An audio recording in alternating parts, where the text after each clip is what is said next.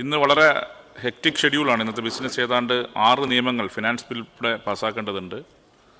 ഒപ്പം 37 സബ്മിഷൻ. കാരണം ഏതാണ്ട് നിയമസഭക്കകത്ത് ഇതുവരെ സബ്മിഷൻ അവസരം ലഭിക്കാത്ത ആളുകൾ ഉൾപ്പെടുത്തിക്കൊണ്ട് നിയമസഭക്കകത്ത് സബ്മിഷൻ ഉൾപ്പെടെ അവസരം കൊടുത്തിട്ടുണ്ട്. അതുപോലെ ഇന്നത്തെ റൂൾ 50 ഈ സഭക്കകത്ത് കഴിഞ്ഞ വെള്ളിയാഴ്ച ബഹുമാനപ്പെട്ട മിനിസ്റ്റർ ശ്രീ മോൻസ് ജോസഫിൻ്റെ ചോദ്യത്തിന് നല്ല മറുപടി നൽകിയിട്ടുണ്ട്. എന്നിരുന്നാലും ഒരു മുതിർന്ന അംഗം കൊണ്ടുവന്ന ഒരു അടിയന്തര പ്രമേയം എന്ന നിലയിൽ സഭ ചെയർ അനുമതി നൽകുകയാണ്. അപ്പോൾ അനുമതി നൽകുമ്പം നമ്മൾ പാലിക്കേണ്ട ഒരു സമയകൃത്യത പാലിക്കാൻ ബഹുമാനപ്പെട്ട മിനിസ്റ്ററും ബഹുമാനപ്പെട്ട അംഗവും തയ്യാറാവണമെന്ന് ചെയർ വളരെ വിനയത്തോടെ അഭ്യർത്ഥിക്കണേ. അങ്ങ് പറഞ്ഞതിനോട് ഞങ്ങൾ പൂർണ്ണമായിട്ട് യോജിക്കുകയാണ്. നമ്മൾ ഏറ്റവും ചുരുക്കി ഞങ്ങൾ സഹകരിക്കുക. ഇന്നലെ നടന്നത് എന്താണ്? ഇന്നലെ മന്ത്രിമാർ എത്ര സമയമാണ് എടുത്തത്? എല്ലാ അംഗങ്ങളും ഞങ്ങളുടെ എല്ലാ അംഗങ്ങളും ഞങ്ങൾ 10 മിനിറ്റിൽ ഒതുക്കി ചെയറുമായിട്ട് പൂർണ്ണമായി സഹകരിച്ചു. മന്ത്രിമാർ എത്ര സമയം എടുത്തെന്ന് അങ്ങ് രേഖകൾ പരിശോധിച്ചു. അതൊരു ഏകപക്ഷീയമാകരുത്. അതുകൊണ്ടാണ് ഞാൻ പറഞ്ഞത്. ഞങ്ങൾ ഇന്നും റൂൾ 50 ഞങ്ങൾ പൂർണ്ണമായി സഹകരിക്കാം. ഞങ്ങളെല്ലാം ഇത്രയും ബില്ലുകൾ ഏത് പ്രതിപക്ഷം സഹകരിച്ചിട്ടുണ്ട്? ഒരു ദിവസം ഇത്രയും ബില്ല് വന്നിട്ട് ആ ബില്ലിനോട് പൂർണ്ണമായി സഹകരിച്ച ഞങ്ങൾ BSCയിലും ഈ ഹൗസിലും ഇതുപോലെ ഒരു കാലത്ത് ഒരു പ്രതിപക്ഷം സഹകരിച്ചിട്ടില്ല. അതുപോലെ ഞങ്ങൾ സഹകരിക്കണം. Order rule 50.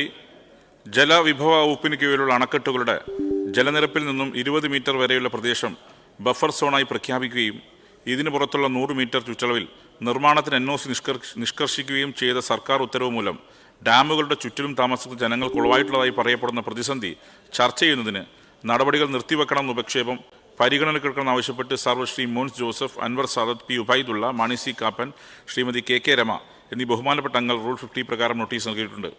ബഹുമാനപ്പെട്ട ജലവിഭവ വകുപ്പ് മന്ത്രി ഇതിലെ സമയകൃത്യത പാലിച്ചുകൊണ്ട് സംസാരിക്കും. ഈ അടിയന്തര പ്രമേയം ഈ രൂപത്തിൽ വന്നതിൽ സന്തോഷമേ ഉള്ളൂ. ഇതിനാധാരമായ പ്രശ്നങ്ങൾ നമ്മുടെ സഭയിൽ ചർച്ച ചെയ്യപ്പെട്ടിരുന്നു. ആദ്യം ചോദ്യോത്തരവേളയിൽ ബഹുമാന്യനായ മുതിർന്ന അംഗം ശ്രീ സണ്ണി ജോസഫാണ് നിയമസഭയിൽ ഇതുമായി ബന്ധപ്പെട്ട ആശങ്ക പങ്കുവച്ചത്. അന്ന് ഞാൻ പറഞ്ഞ മറുപടി വളരെ വ്യക്തമായിരുന്നു. എന്നാൽ തുടർന്ന് ഡിമാൻഡ് ഡിസ്കഷൻ നടന്ന സമയത്ത് ബഹുമാന്യനായ MLA ശ്രീ മോൻസ് ജോസഫും ഈ വിഷയം സഭയുടെ ശ്രദ്ധയിൽ കൊണ്ടുവന്നു. അന്ന് ഞാൻ മറുപടി പറഞ്ഞു. പക്ഷേ മറുപടി കേൾക്കാൻ ഭാഗ്യം മോൻസിനുണ്ടായില്ല എന്നുള്ളത് ഖേദകരമായി പോയി. അവർ സഭ വിട്ടിറങ്ങിപ്പോയി എന്നുള്ളത് കൊണ്ട് അതറിയാൻ ഒരു പക്ഷേ കഴിഞ്ഞു കാണില്ല. ഇതൊരു ആശയക്കുഴപ്പത്തിൻ്റെയോ ആശങ്കയുടെയോ നിഴലിൽ നിൽക്കേണ്ട സബ്ജക്റ്റല്ല. എന്തുകൊണ്ടാണ് പിന്നെ ഇതുണ്ടായത്? ഇതിനാധാരമായ വിഷയവും കൂടി മാത്രമാണ്. ഞാൻ എൻ്റെ മെറിറ്റിൽ നിന്നുകൊണ്ട് മാത്രമേ സംസാരിക്കുന്നുള്ളൂ. നമ്മുടെ സംസ്ഥാനത്ത് ജലസംഭരണികളും അനുബന്ധ സാഹചര്യങ്ങൾ ഉയർന്നു വരുന്ന പശ്ചാത്തലത്തിലെ നിർമ്മിതികളുമെല്ലാം പരീക്ഷിക്കേണ്ടതും നിലനിർത്തേണ്ടതുമെല്ലാം നമ്മുടെ ആവശ്യമാണ്. വേനൽക്കാലമാകുമ്പം ജലസംഭരണി കുടിവെള്ളം ഉൾപ്പെടെയുള്ള കാര്യങ്ങൾക്ക് വേണ്ടി ഉപയോഗിക്കണം. വർഷകാലമാകുമ്പോൾ അല്ലെങ്കിൽ ഫ്ലഡ് ഉണ്ടാകുന്ന സമയത്ത് അതൊരു സുരക്ഷാ മാനദണ്ഡത്തിൻ്റെ ഭാഗമായി അതിനെ നമ്മൾ കെയർ ചെയ്യാനായിട്ടും സാധിക്കണം. അപ്പോൾ ഈ നിലയിലൊക്കെ നമ്മൾ സൂക്ഷിച്ചു പോരുന്ന സന്ദർഭത്തിൽ നമ്മുടെ ജലാശയങ്ങളെയും ജലസംഭരണികളെയും സംരക്ഷിക്കുവാനും അതിനെ പരീക്ഷിക്കാനുമൊക്കെയുള്ള ചുമതലയും ഉത്തരവാദിത്വവും നമ്മൾ നിക്ഷിപ്തമാണ്.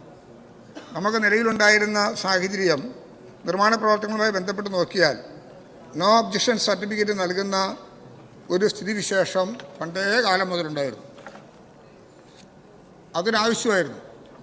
ഏതൊരു നിർമ്മിതിക്കും ഇപ്പോഴും ബന്ധപ്പെട്ട ഡിപ്പാർട്ട്മെൻറ്റോ സംയുക്തമായ മേഖലയിൽ നിന്നോ NOC മേടിക്കുക എന്നുള്ളത് ഒരു നില തുടർന്നു വന്നിരുന്ന കാര്യമാണ്.